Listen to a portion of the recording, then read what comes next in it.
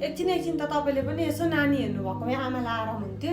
तपाईँलाई चाहिँ के भयो नि, सुत्केरी खाना भनेर आमाले लिएर आउनुभएको, चाकर पनि नानीको आमाले गरिराख्नु भएको छ। तपाईँलाई चाहिँ के भन्नु, चुप लाएर आफ्नो काम गर्नु नि। कति बोल्नु परेको, मलाई के भनिराख्नु भएको, कस्तो टेन्सन लागेको। छोरी एकछिन नानी हेरिदेऊ न, म खाना खान्छु। नानी आमा म त लिँदिनँ, अहिले नानी सुतिसक्छ अनि तपाईँ खाना खानु न है। आमा नानी एकछिन म यहाँलाई हेर्न दिएर खाना खान आउनु न, 12 बजिसक्यो, खानै खानु भएको छैन। अनि तपाईँ भोलि बिरामी हुनुभयो भने, सधैँ यस्तै गर्नुहुन्छ, ग्यास्ट्रिक भयो भने, अनि बिरामी हुनुभयो भने फेरि मैले तपाईँलाई हेर्नुपर्छ, अनि म कता कता गर्नु। तिमीलाई मेरो छोरीको सुखदेखि रिस उठ्छ हो, अनि के सोचेकी छौ, म बिरामी हुँ अनि मेरो छोरी सुत्केरी नै नखाइकन ज्वाइँका घर जाओस् भन्ने लागेको छ हो। आमा मेरो अनि नानीको सबै काम त तपाईँ आफै गर्दै हुनुहुन्छ, र त भाउजूलाई यत्रो रिस उठेको छ, आफैले गर्नु परेको भए त मलाई सुत्केरी खाना ल्याउँदा पनि ल्याउनुहुन्न थियो होला। गल्ती भयो आमा, बोल्न जानिनछु। मलाई भन्दा बढी चिन्ता त तपाईँको छोरीलाई छ नि। हो त, छोरी छोरी नै हुन्छ। बुहारीको लागि त मैले ज्यानै दिए पनि कहिले आमा बन्न सक्दिनँ, सासू नै भन्छु। अनि तपाईँ बुहारी नै बन्नुहुन्छ, छोरी होइन। हुनसक्छ बुहारी बनेर आइरहेको थिएँ, बुहारी नै रहन सक्छु। हेर्नु त आमा, सासूले भनेको भनेर पिर परो भाउजूलाई, पिर परोस्, मलाई केही फरक पर्दैन। अनि त पनि चिन्ता नगर, म सधैँ तेरो साथमै रहन्छु। ठिक छ आमा, तपाईँ नानी सुतेपछि खाना खानु है। पिर नगर छोरी, म खाइहाल्छु। हुन्छ आमा।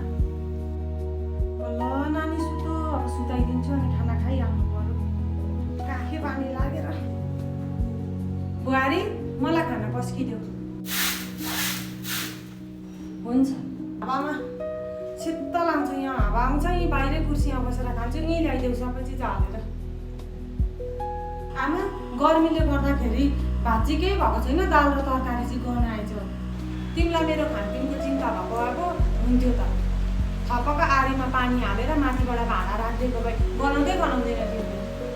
त्यसै भन्ती छोरीले ठिकै भनेकी हो, बुहारी कहिले छोरी हुँदिन। म फेरि पकाइदिन्छु नि त आमा, पाकिहाल्छ नि। काकी पानी लागेको नानीलाई बल्ल बल्ल सुताएर 1 बजे खाना आइरहेछु। अब फेरि पकाएर चाहिँ पर्खेर खान सक्दिनँ म, भोक लागेर मर्ने बेला भइरहेछ। त्यही भातलाई भुटेर लिएर आऊ, भरे राम्रो पकाउनु अनि खान्ला। लिनु आमा खानु। आमा बेलुकाको खानामा के बनाउनु?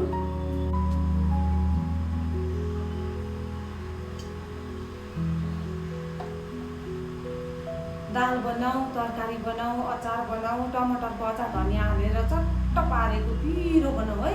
अनि प्याजको पकौडा बनाऊ, पापड पनि फुराऊ, मिठो पारेर बनाऊ न। बिहान केही खाएको छैन होइन। हुन्छ ल्याउनु, म थाली लिएर जान्छु।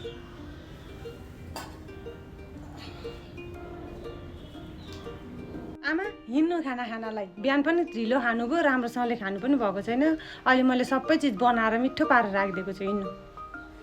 साँच्चै तिमी मेरो छोरी अनि उसको नानीको दुश्मन हौ। जतिखेर पनि नानी लिएर बसेको हुन्छ, आमा खाना खानु, आमा खाना खानु, आमा खाना खानु भन्दै आइहाल्छु त। गल्ती भयो आमा, सरी। सुन्नु आमा, म सुत्न गएको, नानी सुतेपछि तपाईँ खाना खानु है। हुन्छ जाऊ ल। आमा उठ्नु न, नानी रोको रहेछ, दुध तताएर ल्याइदिनु, जानु त।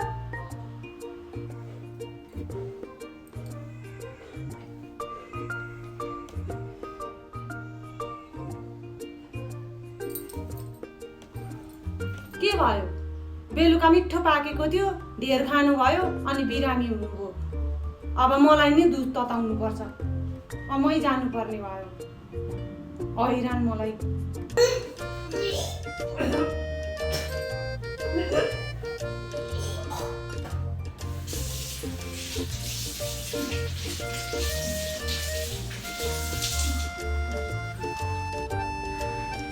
बुहारी बुहारी ढोका खोल न, ढोका। मलाई गाह्रो भइसक्यो, हस्पिटल गएर।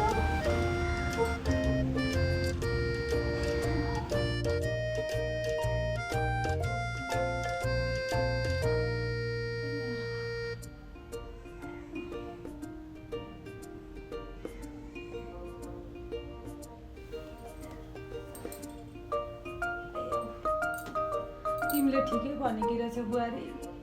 बेलैमा समयमै खाना खानु आमा, नत्र बिरामी हुन्छ, मलाई टेन्सन हुन्छ भन्थ्यौ।